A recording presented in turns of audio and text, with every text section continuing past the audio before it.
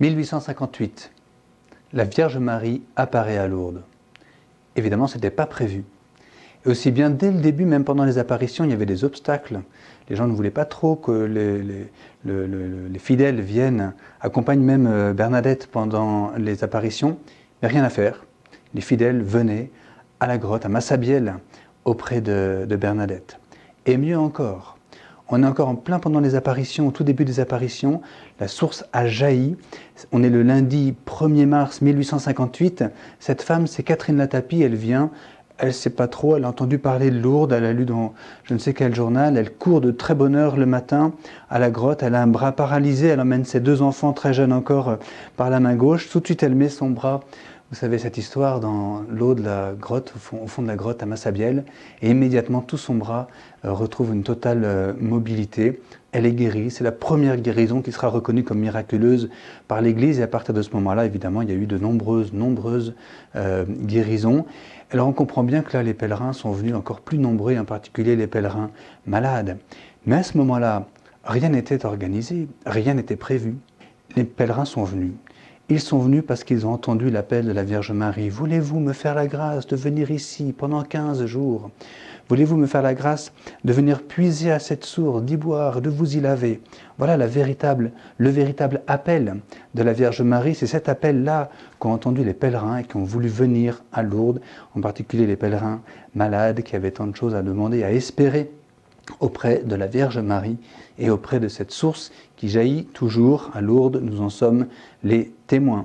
Les pèlerins sont venus. Et autour des pèlerins malades, eh bien, quelques-uns se sont dit, tiens, il faut aider celui-ci, il n'arrive pas à se déplacer librement pour le conduire directement à la source, aux fontaines, pour qu'il puisse boire de l'eau, dès qu'on a pu aménager des piscines, pour qu'on puisse les plonger dans l'eau. Et c'était les premiers hospitaliers, des gens comme vous et moi, qui sont retroussés leurs manches et qui ont décidé de mettre leur pèlerinage au service de ces pèlerins malades qui étaient déjà présents à Lourdes. On revit là à cet instant une page de l'Évangile, quand tous les malades sont venus se faire guérir auprès de Jésus, mais il en reste un qui n'a pas pu s'avancer puisque précisément il est complètement paralysé.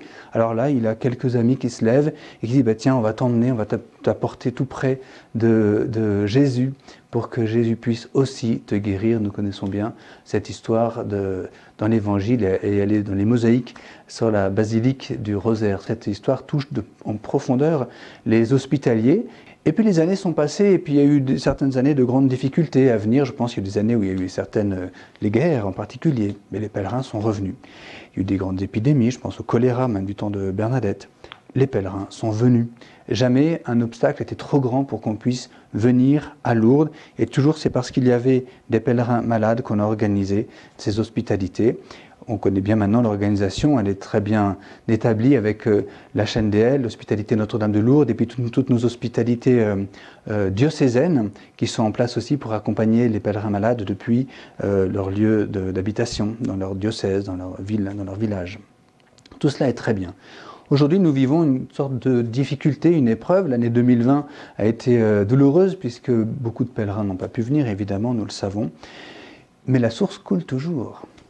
Et si la source coule toujours, ça veut dire que dans le fond de notre cœur, nous pouvons toujours entendre cet appel de la Vierge Marie. Voulez-vous me faire la grâce de venir ici pendant quelques jours ? Allez à la fontaine pour y boire et pour vous y laver. Et tant que la source coule, ça veut dire qu'il y a toujours de l'espérance dans le fond du cœur d'un seul chrétien. Cela suffirait pour soulever le monde entier. Voilà donc notre espérance pour 2021. Nous viendrons à Lourdes, pas forcément pour revivre ce que nous vivions avant, parce que ce ne sera peut-être pas les mêmes personnes. Nous viendrons à Lourdes, non pas parce que nous pensons qu'on va pouvoir reprendre la vie d'avant, comme si tout allait bien. On ne viendra pas non plus forcément à Lourdes, parce qu'on pense forcément qu'aujourd'hui, si les temps sont difficiles, nous connaîtrons des lendemains meilleurs. Personne ne peut promettre des lendemains meilleurs. Nous viendrons à Lourdes parce que nous entendons et nous répondons à l'appel de la Vierge Marie, parce que la source coule et parce que nous avons une espérance. Notre espérance, elle est placée en Dieu.